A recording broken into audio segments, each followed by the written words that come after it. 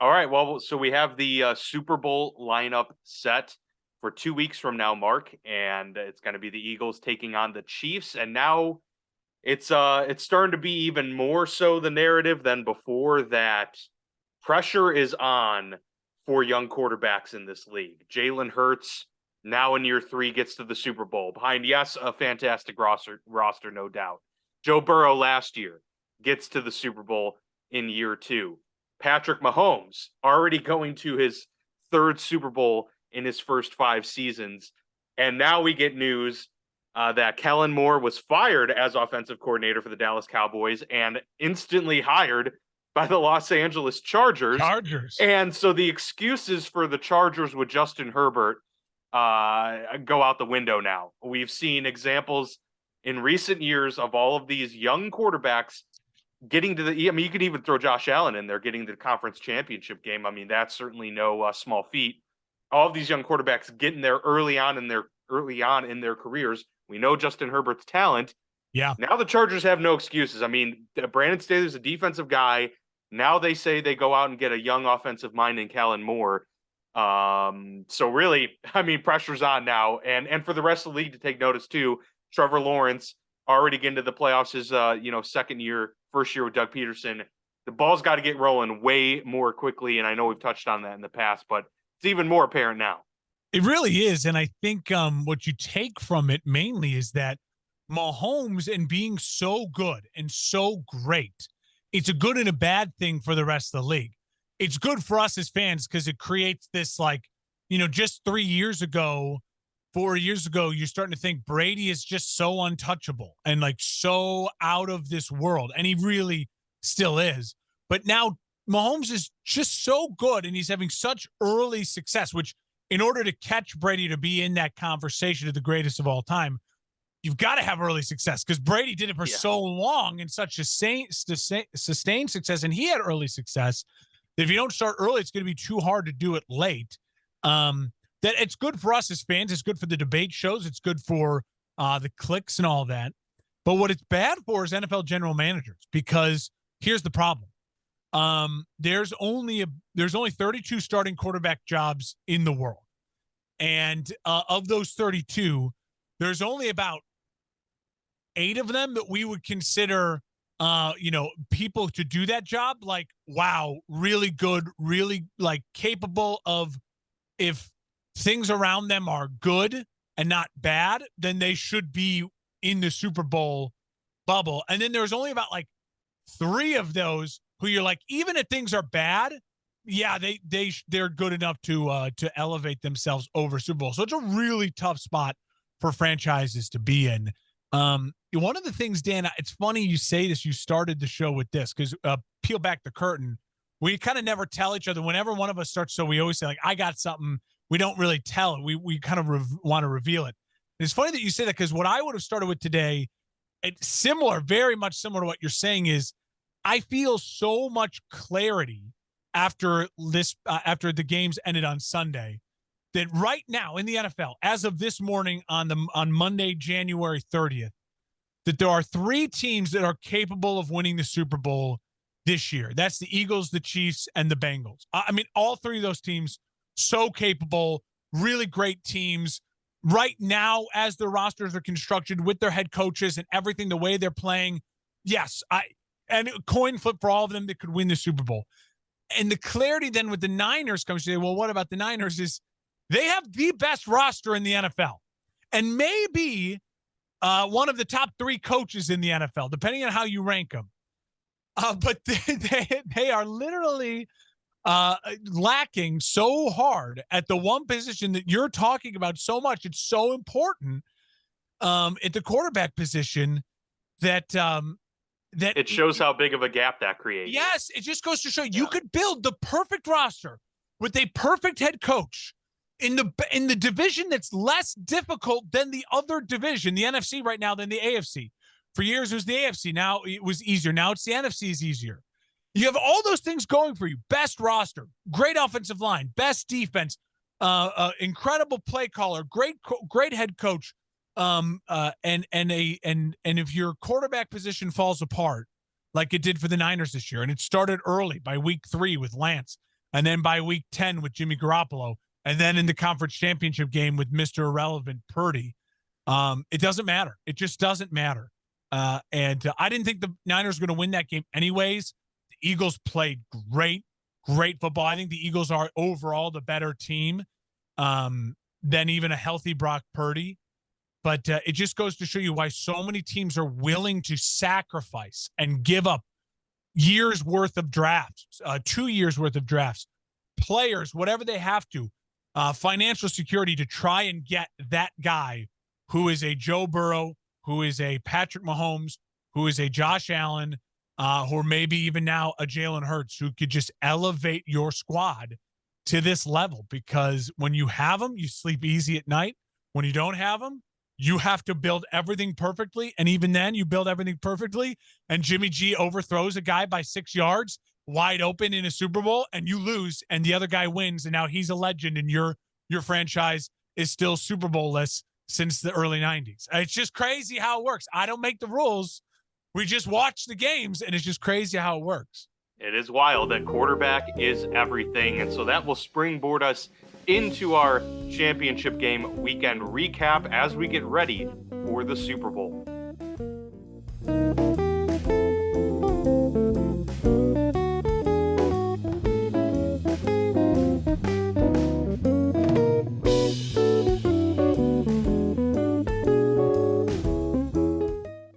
So that does remind me as well, Mark, in the talk about the quarterbacks, is it's going to make the Lamar Jackson conversation, that much more interesting into this offseason as well, because it's what do you do in that circumstance? Do you feel like you have the guy that can get you to the Super Bowl and win it? We haven't seen that yet, but we know that he's certainly capable of elevating others and becoming a superstar in this league. He's already showed that, but that's going to be interesting from that perspective of things. It's also going to be interesting to see, okay, does Trevor Lawrence take the leap in year 2 that he needs? Yeah. Do the Chicago Bears make a quicker turnaround, given that they have the most cap space going into this offseason? And with that, the news breaking today from multiple outlets that the NFL has officially given its cap number for the 2023 season, which is a $16.6 million increase from the previous year. So $224.8 million per club going into this season. So that gives the Bears just over $100 million in cap space. They have the most in the league, a lot to do with there. But obviously with the COVID years kind of putting a cap on that cap, if you will, with the NFL trying to play catch up from a revenue perspective, now we see that big leap that we were anticipating. Yep. And now it's going to steadily grow each year like it did in all of the years prior. This is a big bump for a lot of teams here to address some needs. I mean, that $16 million increase right there, that's a Jalen Ramsey. That's a premier left tackle. That's a big priced item. That's what the Bengals did with Lyle Collins. And it's so funny because it just goes to show you why the NFL is so great. The Bengals' weakness at the end of the year was their offensive line. What was their weakness last year? Their offensive line. What did they fix in the offseason? Their offensive line. And it was terrific all year long. And it fell apart in the last 4 games. And Chris Jones and those guys took advantage of it in the way that the Bills couldn't.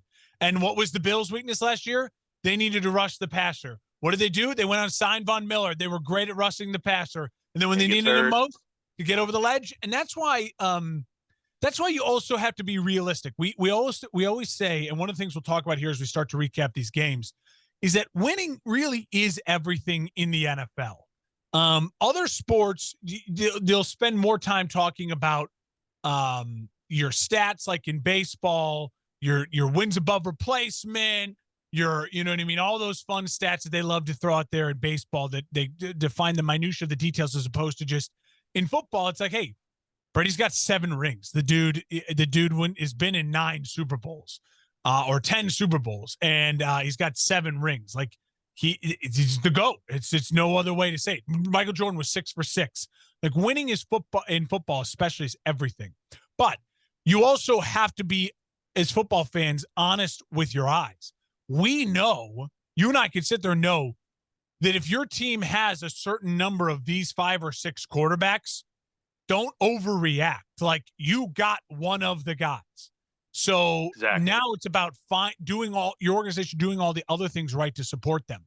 It appears as though there is only one man in the NFL right now that can rise above other things, and that is Patrick Mahomes. Patrick Mahomes appears to be the one person in the NFL throughout the regular season, throughout injuries, throughout the teams trading away his best player, that can rise above it all in the peak of his powers right now. That is Mahomes. Allen couldn't do it. Burrow was close again to doing it, and I mean, didn't. I'd say it's fair to say he overcame, despite. I mean, he didn't beat Mahomes, but it's like, shoot, man, like what do you want the guy to do? He overcame a pretty bad line to beat the Bills. But Burrow had a two bad interceptions. He did. Yeah. And you know what? I will just say this. I think I don't know. We can just get into the games because I have tons of thoughts on both of them. And also kind of, as we're talking about this conversation about how you're building, how you're constructing, and when you get down to these last couple teams, it's so revealing about what you need to do to make a Super Bowl and the things that need to go your way. You need lucky breaks. You need some calls. You need some no calls. You need some health. You need some the other teams you're playing to get injured. A lot of people are sitting there saying the Eagles played no one to get to the Super Bowl. Fair, but they're still the 1 seed. That's why you want the 1 seed, right? Because you don't have to play anyone, hopefully, to get to the Super Bowl. Yeah, and they still were able to put up 31 points on the league's best defense by far. So it's like, at the end of the day, got to give props for props is due. And, Jalen Hurts certainly didn't look the same. We'll jump into that first game, Mark, with the Eagles putting a hurt on the 49ers 31-7.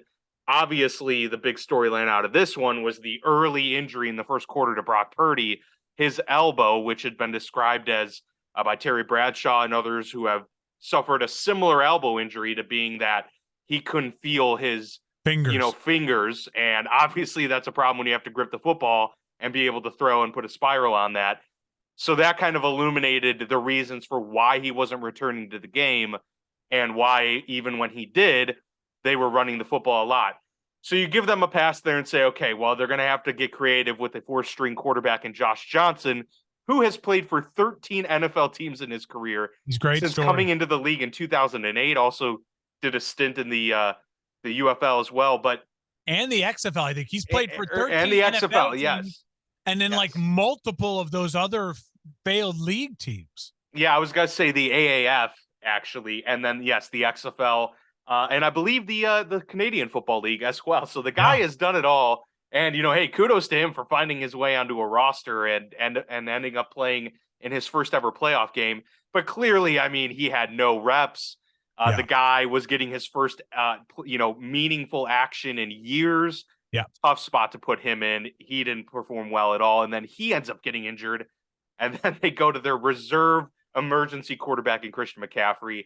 It really felt like once Purdy went down with the injury, it was kind of over at that point, unfortunately, for San Francisco. We were hoping for a much better game. It turned out to be just the Philadelphia Eagles absolutely dominating the rest of the way.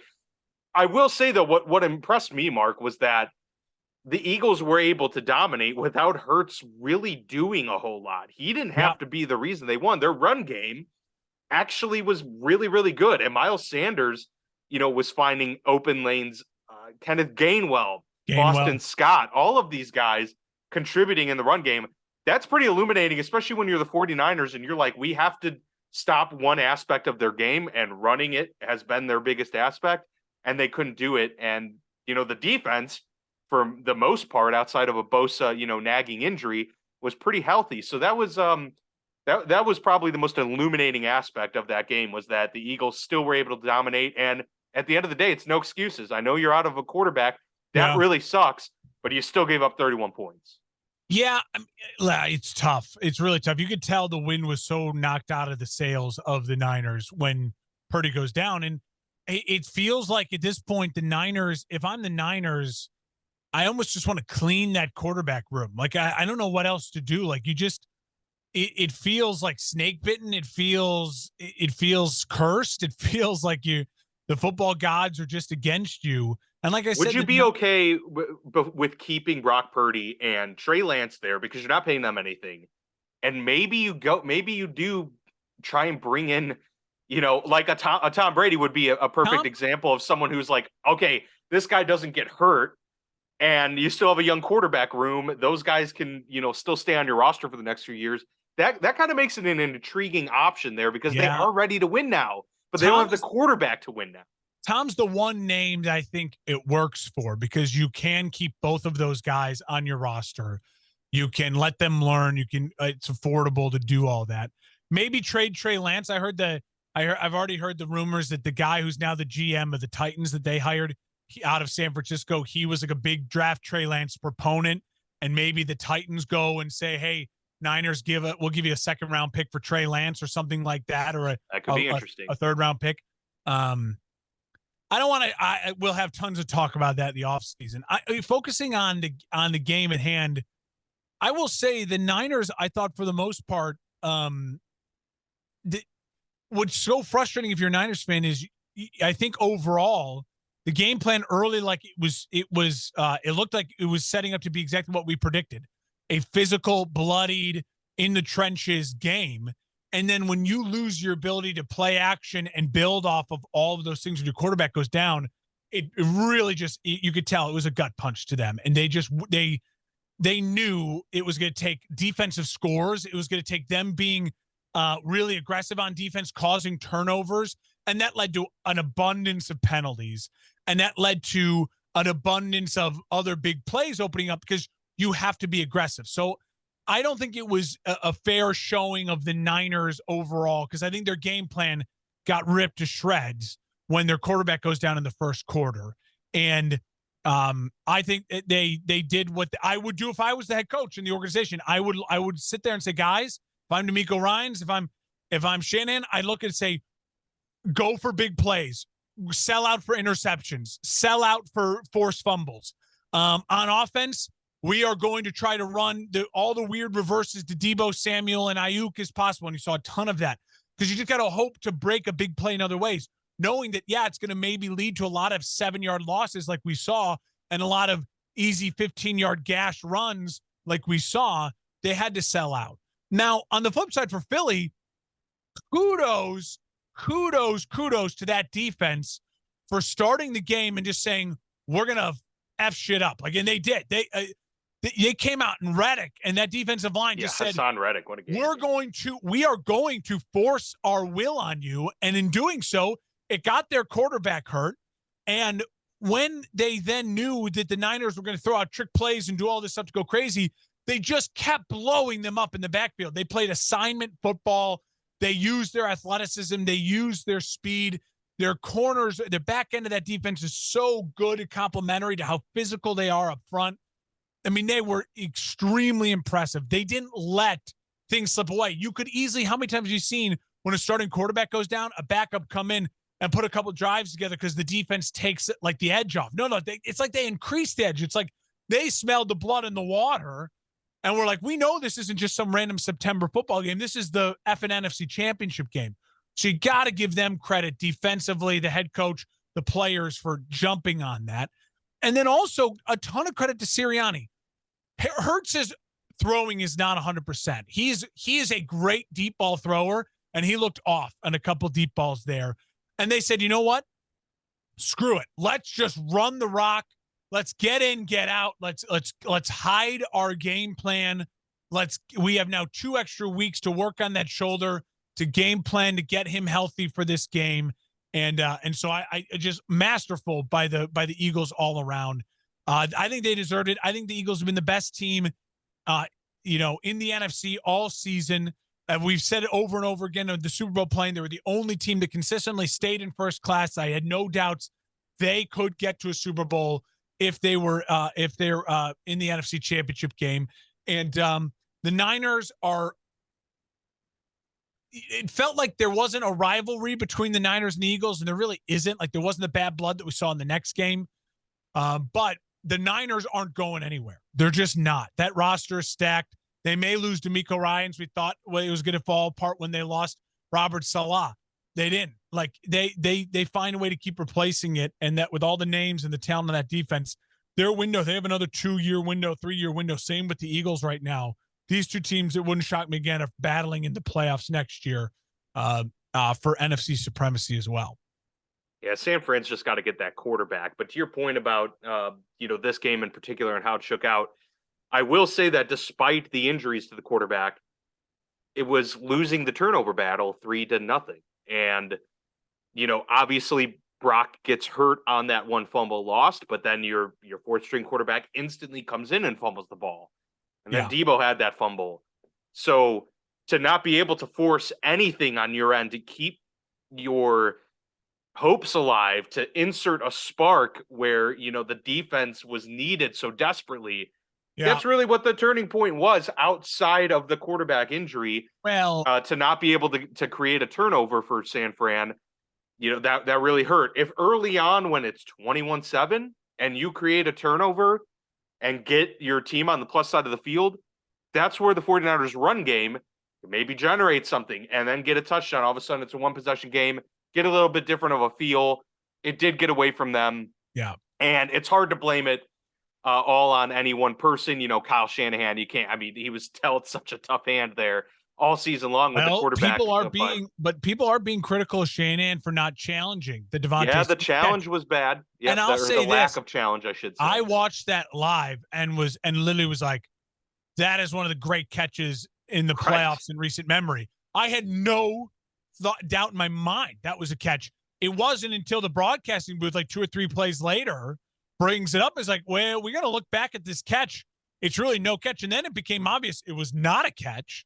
But by then it's way too late. I don't blame Shanahan for not. But if I was the NFL and if I was Shanahan in the coaching fraternity, I would want to make sure that, and he said it best, like that angle wasn't available to them. And it wasn't, clearly, because it wasn't available to the broadcast either. And it happens fast. I mean, the Eagles' credit, they were like, we're going to get up and run a play. That's the only thing I could see as a change coming so far, because what happened last year with the 13 seconds, we got to change to the overtime rule, right? The only change I could see so far is coming up of like, hey, the NFL, if they feel like they have another angle and it's not in yet, you may owe it to like slow down play or something to give the refs a heads up that, hey, there's another angle here. We haven't seen it yet, or to let the opposing coach know at that time, all angles are in or all angles are not in, to give them some sort of, I don't know if maybe that's already how it works, and maybe that's just dumb and I'm being dumb. But that was a huge, huge momentum early in the game when your quarterback wasn't injured yet. Who knows? And it's on 4th down. Sure. Maybe he doesn't get injured then. You always play the what ifs, the butterfly effect. But I'll say, regardless, I think the better team won. We both predicted the Eagles. Yes. And I as fans, I am very excited about watching the Eagles in this Super Bowl.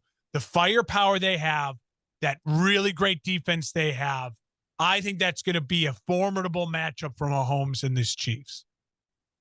I agree. I think they match up quite well with it. I will to put a button on this particular matchup between the 49ers and Eagles, just to add a little bit to that conversation that we just had at the end there.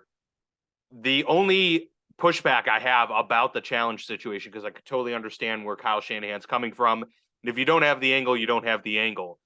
But when they talk about not wanting to lose a timeout in the first half, I feel like how many times in the entirety of our watching football, probably 1,000 games at this point that we've seen, how many times do teams go into the half with unused timeouts? All the time. All the time. And they're like, I don't even understand really outside of, hoping you get the ball with a minute left and making a final minute push and you have timeouts in your pocket before you go into the half. Okay. But that happens pretty rarely. So I don't care about timeouts in the first half. Second half, totally different situation. You never know if you're going to need them at the end of the second half. Yeah. But the first half, I just feel like they're overvalued sometimes by a lot of these coaches and teams. They overthink themselves. If you have a little bit of a doubt in a key 4th down play, throw the challenge flag, you lose a timeout, whatever. Yeah. Who cares? Shanahan is the one coach now who I would argue of the coaches in the NFL that we respect highly that doesn't have a Super Bowl that feels a little bit like, well, it's a little his fault. It's a little not his fault. Maybe he should have one. McVay's got his now. Andy Reid has his. Obviously, Belichick, Mike Tomlin, Doug Peterson. There's some really good coaches that we respect in the NFL that have Super Bowls, have won Super Bowls. Pete Carroll's got his. I guess Mike McCarthy, who you'd say, all right, but Shanahan feels like that guy that, you think back to when he was the Eagles offensive coordinator. He is 28-3. He wears that. He did not run the ball. All they needed was one legitimate drive in the second half, and it's over. He wears that. He has to wear the fact that, he let Mahomes and the Chiefs come back in that game when they had the better team and Mahomes was young and prone to mistakes in that Super Bowl. He has to own the fact that, he got beat by Sean McVay, the guy he owns in the regular season in the NFC Championship game last year. And, he has to, in this game, I think, look at that timeout, and he was going to wear that a little bit. But I also think he has the ultimate trump card of just like, he has the easy, I'm at a bar debating excuse. He's got no quarterback. What the, you know what I mean? Like he's got no quarterback. So, then you can turn the tables and say you've been the coach for 6 years. Yeah. And you guys haven't gotten the quarterback right yet. So there is something to that argument. You're not going to fire the guy, obviously. He's a great coach. Yeah, but yeah. They deserve the excuse for this year, though, because they did go get Lance. This was the year 2. This was supposed to be the year Lance, year 2, all of a sudden explodes on the scene. And when he shatters his ankle, that is, we said it back in week 3. Like I said, I was like, I fully don't expect anything from the Niners the rest of the year. And they came within maybe a missed challenge call away from turning the tides in the NFC Championship game. So that he deserves a ton of credit for that as Absolutely. well. And the roster that John Lynch has built deserves a ton of credit. It's great. And to your point, they are going to be a force for years to come, but not this year. It belongs to the Philadelphia Eagles, the NFC champions. And it's going to be Jason Kelce against Travis Kelce, the first duo of brothers to ever compete in the Super Bowl. That's pretty cool. And also the first Super Bowl to feature 2 black starting quarterbacks. Yeah. Also pretty cool. So it's a historic year for the Super Bowl. And Andy Reid on top of it, kind of getting a little bit of a homecoming here against his former team in the Philadelphia Eagles. Andy Reid can finally give the Eagles a Super Bowl. Exactly. That's right. He could. Or he can do what Andy Reid always does and prevents the Eagles from winning a Super Bowl. Exactly. Either way, the Eagles are involved some way or the other. It's a great headline. So yeah, the Chiefs getting that win 23-20 over Cincinnati. I think we'll both agree that this was the game we were looking forward to the most. I would say it delivered. I mean, I thought it was a great game, especially that second half. First half obviously started a little bit slow. The game had its sloppy moments, but Patrick Mahomes, I actually thought he was going to be more mobile than he actually was in this game. It was apparent going into it that, his ankle actually is still, a hindrance, but he didn't let it affect him too much. He was able to move within the pocket really well. And then obviously showed it off late with the scramble that helped kind of seal the fate for Cincinnati with that late hit call, putting them in field goal range and getting that game winner from Harrison Butker. So phenomenal game, tied throughout the second half. And it's Mahomes leading the charge down the stretch. But Nick Wright actually pointed this out, Mark, that Patrick Mahomes has had 3 drives with under a minute to go in the playoffs to either tie or win the game, and has done it. He's the only quarterback to do that more than once. Tom Brady's only done that once in his career, under a minute to go. So obviously a minute and a half or 2 minutes, that doesn't count. But under a minute to go with pressure on, limited time, maybe you have 1 or 2 timeouts. He somehow is better in those moments. We remember 13 seconds a year ago. I mean, it's incredible how good this guy is, and is getting ready for his 3rd Super Bowl in 5 years as a starting quarterback. Incredible stuff. I mean, it's amazing. We've never seen anything like it. No, and if he can cap it off with a second win, you really start to feel that momentum of this is the Chiefs era. This 5-year stretch has been known as, the era of the Kansas City Chiefs. And it may just be this era, or it maybe not even slowing down anytime soon. And what I love so much about this is now it feels like we have two really great rivalries in the AFC. We have three really great rivalries in the AFC involving these three really unique quarterbacks and really unique teams. If the Bengals would have won, it would have been the weird, cat, chasing its circle, where it's like the Bengals beat the Bills, the Chiefs beat the Bills, but the Bills also beating the Chiefs, but then the Chiefs can't beat the Bengals beat the Chiefs. Like, it's just this weird, and this now it feels like, oh, okay. It's back to being Patrick Mahomes. The road is through Patrick Mahomes. Burrow has gotten through once, but couldn't seal the deal. And now you have to look back. A week ago, we were talking about, man, if Burrow wins and then wins the Super Bowl, is he now number one ahead of Mahomes? And I think you could really make that argument. And now we look back and I can sit here and say, man, did Burrow maybe miss his chance to get his Super Bowl? Because going through Mahomes is not going to be easy. Mahomes is not going anywhere. And I will say this, that throw he made on that rifle of a touchdown pass from like 20 yards out to Valdez-Scantling, that was where he was in the back of the end zone, like the middle of the back of the end zone. It was like a laser beam. Yeah. And he stepped up in the pocket into a hit. Yeah, it was incredible. And on a side throw and the ball moved so quickly. There was no arc. It was a laser off platform with the bum ankle.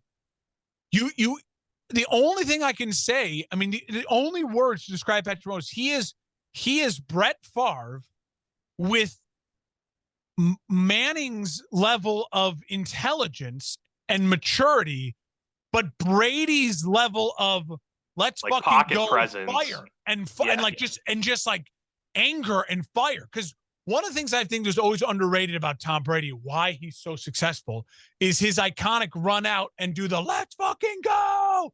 And Tom plays with this anger that fuels him. He's super passionate. Yeah. Is funny and joyful and goofy with the physical gifts of Brett Favre, which are some of the best we've ever seen on the history of an NFL field. But the knowledge of the game, unlike Brett Favre admits, he didn't know what a nickel defense was by year 4 in the league. Right. Mahomes is not that. Mahomes has Manning level intelligence for the game. And it kind of is also good personality.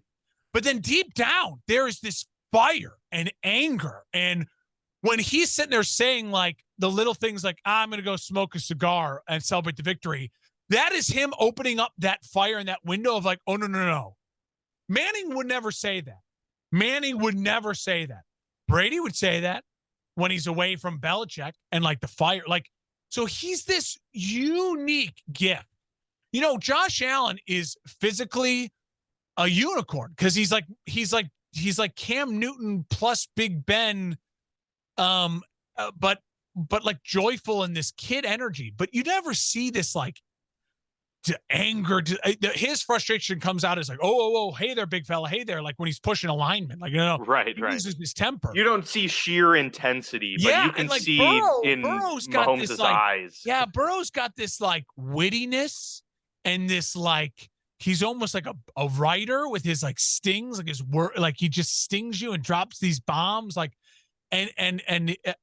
just saying it was magnificent. And he at that run at the end, he didn't scramble for any yards all day, and then just says F it, and I'm going to scramble. And listen, the Osai penalty was bad, but it's the right call. There was a ton of 100%. Bad calls on both sides. It seemed to favor the Chiefs during the game. Absolutely. But the Bengals were 20-20 late in the third, and they had 2 drives. One ended in interception, one ended in a punt, and then they got a punt return to try to lateral, and the game was over. You lost the game. That is exactly the thing, because the the penalties that most people take umbrage with in this game, which I think it's overblown. I think I have seen way worse. But you have to play. If that play is a dead play, you can't let the play happen. Like the refs, sure, because that leads. The refs blew that as a collective unit. That leads to the conspiracy theories. You've got to stop the play. You got to stop. I don't know if you're a ref. It ultimately tackle Mahomes. If you do it, that's what you got to do. It ultimately didn't matter, and that's why I think it's kind of ridiculous for them to be as upset about it as they are, because they end up not only getting a stop, but they got a stop, and then it gets overturned, right? And then Mahomes goes and they get another stop, but they shoot themselves in the foot because Eli Apple holds. So then you just instantly negated it, but then they end up punting anyway, and all is well, and you're fine. And then at the end of the game, they want to talk about that late hit, which I agree with you is totally justified. It's a late hit. And all of this, you can't call it in that moment. That type of rhetoric, I do not understand. What do you mean? Like there are maybe it's a late hit, a handful of moments you could say, wow, that's like super ticky-tack, and you don't err on the side of calling it in this moment. But no one would disagree that that's a late hit. Like a little bit of hand fighting on a Hail Mary attempt. Yes, exactly. You swallow some whistle. But he literally and they gave up a punt return, which was the punt. That was terrible. That was terrible. No, I mean, listen, the Bengals, like I said at the start of this, the Bengals are capable of winning a Super Bowl this year. The Bengals are good enough. They're capable. They're well coached. They have a great defense. Their offense was playing really, really well. In this game overall, while the refs, I do think there was more favorable calls towards the Chiefs. Overall, you had some things that they didn't call on you as well.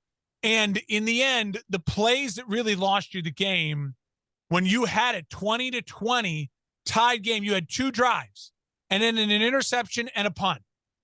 I mean, and I'll just say this. Arrowhead played a factor. That there was moments, especially early in that game. You could see Burrow shouting in the huddle. Yeah, early in that game, they were out of sync. And you got to start. The AFC has to combine, look at each other, and say, this cannot be the Patrick Mahomes Invitational. Like this cannot be this crowd, that fan base, that arena, and him at home. You can't give Patrick Mahomes any extra help.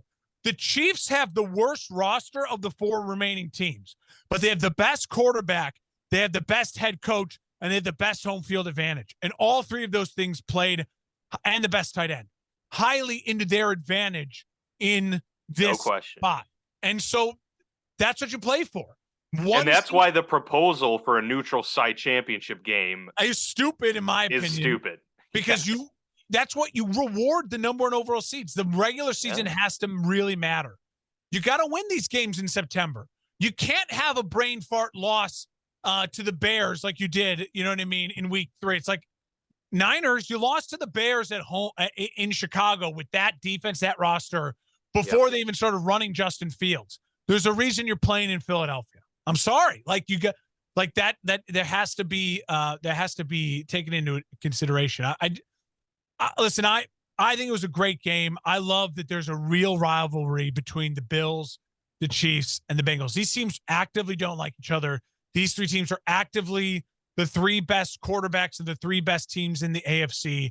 And if you are the Ravens, if you are the Chargers, if you are the Jaguars, those 3 next up, you have all got to be looking in the mirror this morning and saying, how we have got to add pieces to help our quarterbacks and help our rosters get to be involved in those rivalries.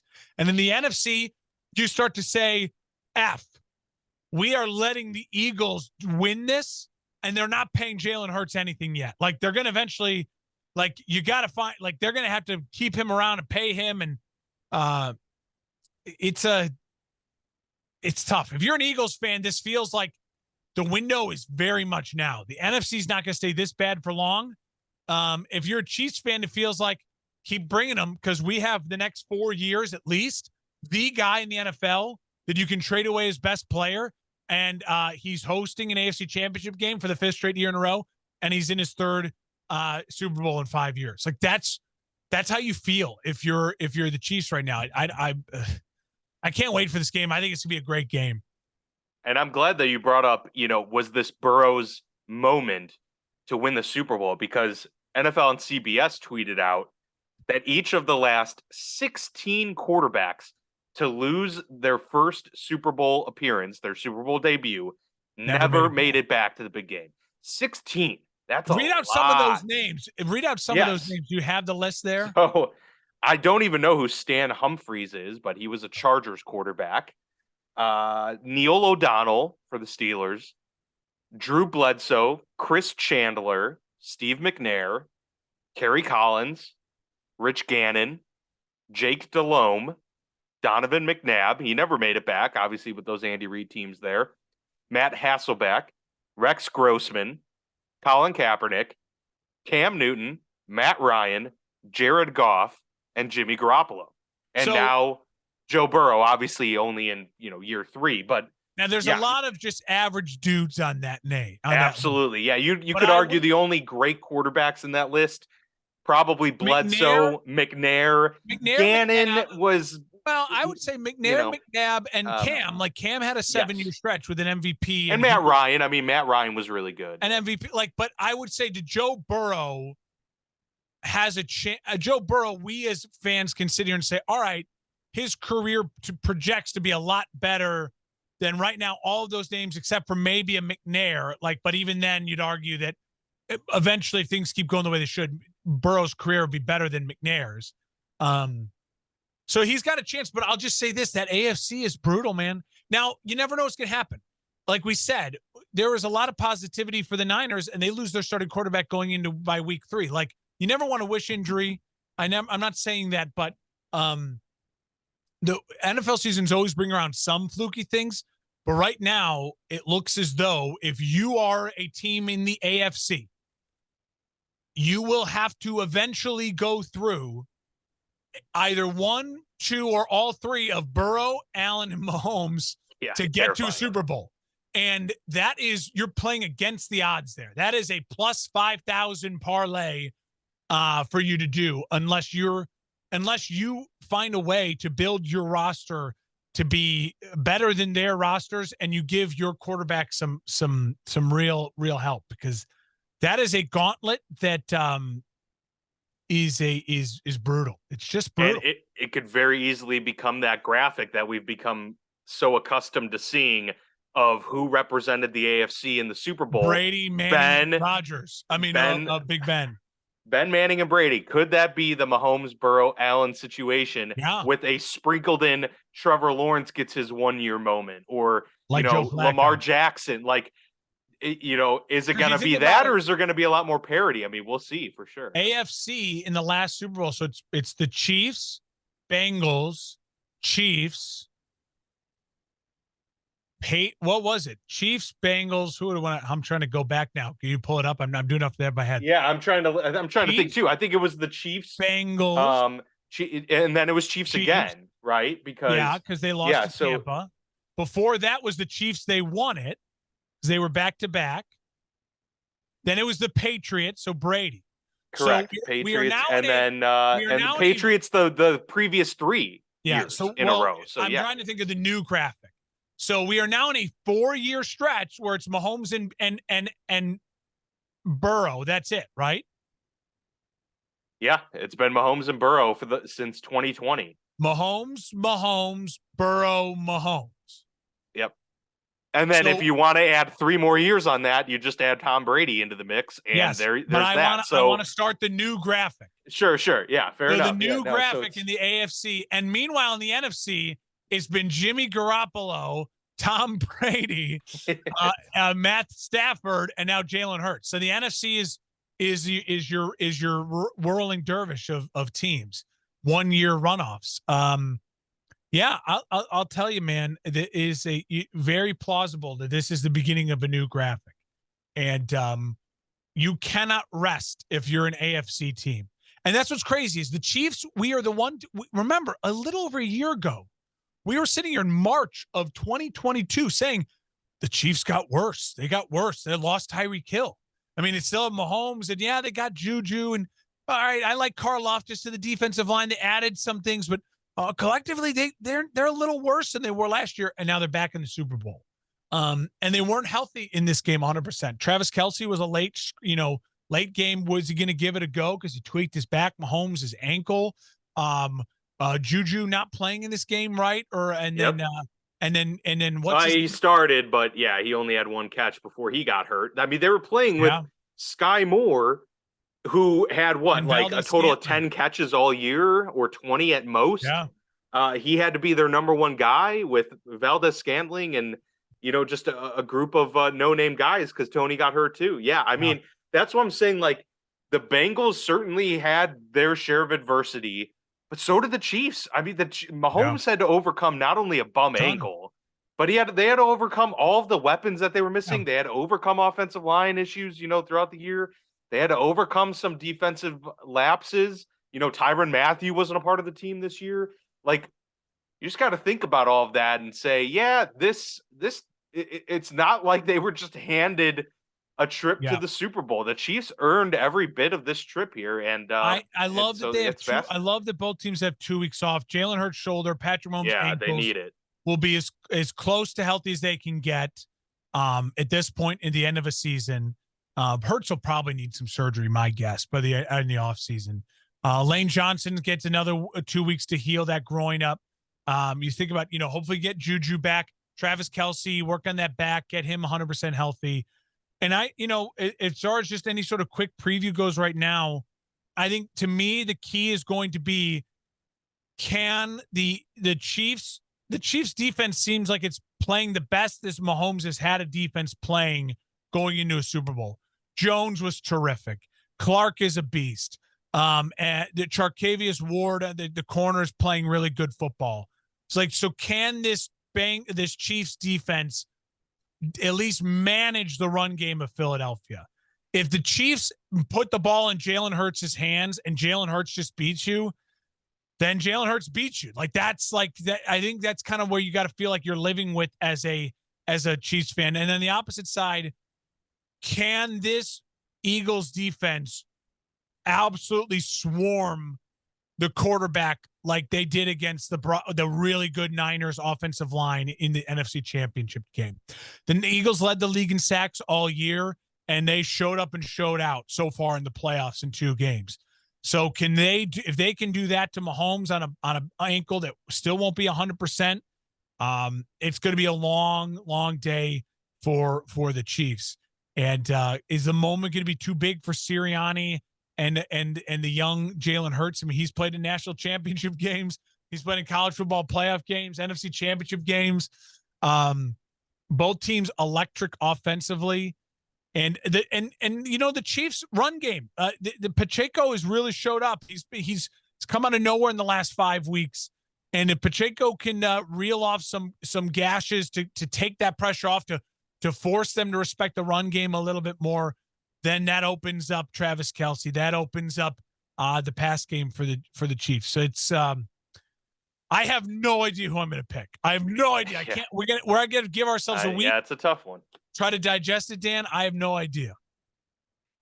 Yeah, same here. I'm going to have to think on it a little bit. I mean, my early prediction would be just I've been riding the Chiefs train all throughout the year, saying they were going to get back and win it. And I've been saying it's going to be Chiefs Eagles for a while now. So I'm not surprised by the matchup. I think the 2 best teams are in the Super Bowl, and that doesn't always happen. The 2 best overall teams, I think, are in the Super Bowl, and so that's intriguing from just that aspect. But I would go Mahomes just because it's Mahomes. I wouldn't be surprised. I mean, if you're the Eagles, I think you have to try and put like Slay on Kelce. Like, find a way to eliminate Kelce. If I'm the Eagles, I'm okay if we lose the Super Bowl because MVS went off, or Mecole Hardman if he's back and healthy, or Tony. Like, if you let one of those guys beat you, okay, so be it. Like, but you can't let Kelce get 13 catches for 130 yards and 2 touchdowns. If that happens, then the Chiefs are winning this game. So and you deserve that's like my early thoughts on the matchup in general for this one. But we'll obviously spend a lot of time next year Yeah. or next week, I should say. I'll end on this point, and I'll just say this. The smartest thing the one thing, if you're going to learn one thing, if you're an NFL team and a fan of an NFL team this weekend, take away this one thing. Do not create a rivalry with Mahomes and the Chiefs. Do not give them bulletin board material. You had the mayor of Cincinnati talking shit. You had all the Burrowhead stuff, and you knew from the post-game stuff, the Chiefs heard that, they read that, and it fueled them. Mahomes is too good. You don't need to give them bulletin board material. If you're the next team in the AFC that's got to come up, or if you're an Eagles fan right now, just say all the right things. It's Mahomes. He's the greatest ever. He's the best. And if we beat him, we'd be lucky to beat him. Just give them their praise, because you saw big bad Burrow and the Bengals, who aren't afraid of anything, and credit to them. They were so close to winning that game. They talked all the in the world, and Eli Apple. They were the only team that almost came through with being able to shit talk Mahomes and win. But it just goes to show you, you can't do it. You cannot give them bulletin board material and beat them. They won't get away with it. That's for sure. Do you have a Super Bowl playing update for us, Mark? Who you got in the Super Bowl? In first class, it's the Eagles, it's the Chiefs, and it's still the Bengals. The Bengals. Oh, okay, nice. The Bengals, I said it. They are capable. They are the third team. Like, they deserve to be. Yeah, they were right there. There's the gap from them to the 49ers just because of the quarterback situation.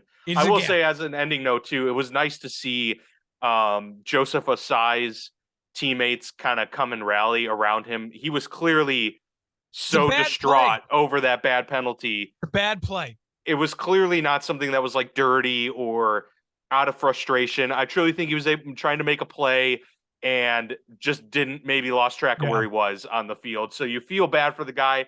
Well, BJ Hill came up to his defense during the post-game press conference. I just want to say, like, some of those moments, it's cool to see teammates rally around each other when it's easy to pile on. Agreed. And I will add to that. When's the last time you watched an NFL game and there wasn't a late hit out of bounds penalty? I mean, it happened. Yeah. And almost every game it happens, because these guys are so fast, so physical. And think, if you're Ossai, Mahomes is literally like limping towards the marker. I mean, you're thinking to yourself, this is my shot. Like, I got to get a shot at him. It's just, it wasn't malicious. It did not look malicious. It was just, you can't do it. You cannot. As soon as you see that white, hands off. You got to be hands off. And who's to say? I mean, Bucker's got a huge leg. He could have made a 55-yarder, but it's a lot tougher. It's a bad punt and a bad punt return. And you can't give up the punt. You got to go. Your offense. You just punted out of bounds. I mean, that was. And your offense with 3 backup offensive linemen. I mean, you did enough. And that last drive, you just got overwhelmed. And the Chiefs were better at home. If that game was in Cincy, I think it's different. I really do. I think it's a different game. AFC teams, again, you learn one thing: don't piss off. No bulletin board material. And number 2, stop letting it be the Arrowhead Invitational. You got to stop it. Yeah, we will see next week when we do our Super Bowl preview episode whether or not there's some bulletin board material to discuss ahead of this one. Obviously, next week with the Pro Bowl and all of the media stuff, media week, if you will, for those teams as they get ready for the Super Bowl. So a lot happening over the next 7 days and really the next 14 days as well. So we'll keep you up to date on all of that stuff. Give us your Super Bowl predictions if you're ready to do so now. If not, wait till next week. We're going to put ours out there on our show and discuss all things Super Bowl. Yep. But until then, just hang out, enjoy some Pro Bowl action. Hopefully this new Pro Bowl format is exciting and lives up to the billing that we've hoped for several years at this point. But obviously one more game to go, and we're all ramping up for the Super Bowl. So we'll see you all next Monday with that preview.